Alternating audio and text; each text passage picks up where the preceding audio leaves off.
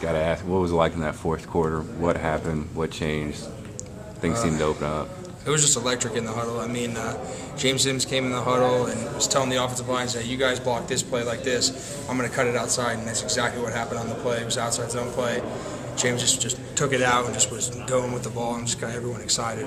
You know, we talked a little bit about it in Coach Weiss earlier today, and that's what he told us. He said, you know, James came in and said, "Give me the ball." And does that make you guys? I mean, it seems to me like you guys would probably be amped up all the time. But I mean, is there another kind of gear you go into when you hear something like that? Or? Absolutely. When he called it to a T, he's like, "Here's what's going to happen. You're going to give me the ball. You guys are going to block it perfect. I'm going to run it outside, and we're going to be taking this to the house and get some touchdowns."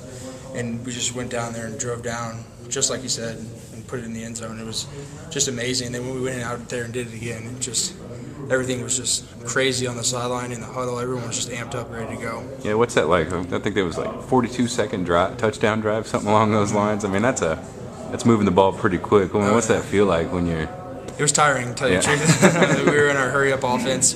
Both sides of the ball, you could tell people were just drained, but it was an amazing feeling. Just one more play. You just tell yourself one more play, and we're going to put it in. We kept moving the ball. It was just an amazing feeling. Just seeing the progression down the field and seeing everyone's look in the eyes in the huddle and then on the sideline when we got back to the sideline.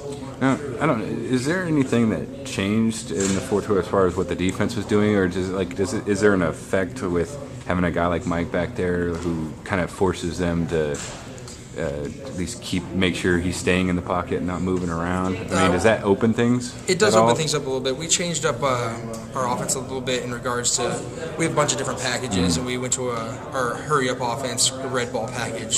So we're calling the plays really quick. I mean, regardless of the quarterback that was in there, the packages in there for any quarterback, so we could have run that with anybody.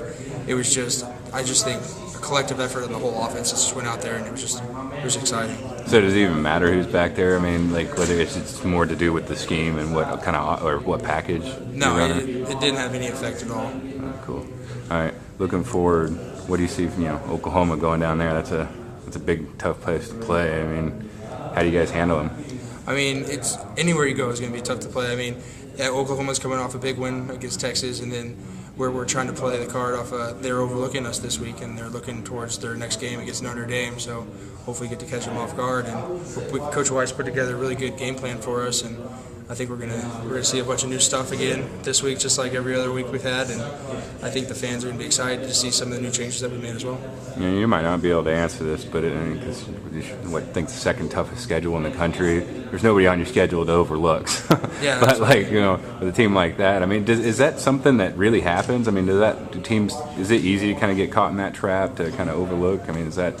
I mean, I'm sure. I mean, yeah, I think it is easy to get caught in that trap. I mean, nowadays in today's football, the grand scheme of things, I think anybody can beat anybody on any given Saturday or whenever they're playing, just because the talent level has increased over the board tremendously, and the teams are pretty level in a lot of regards. It's just who makes more mistakes on Saturday is what usually ends up in who wins and who loses. I mean, I think I've asked you this before, and it's going to be pretty steady. But on the right side, how are those guys doing over there, and how they kind of things shaking out over there? I think we changed up some of our pass protections, and they ran a lot more smooth last week, so we're going to stick with some of the things that we did in regards to pass protection, and then we put in some basic plays.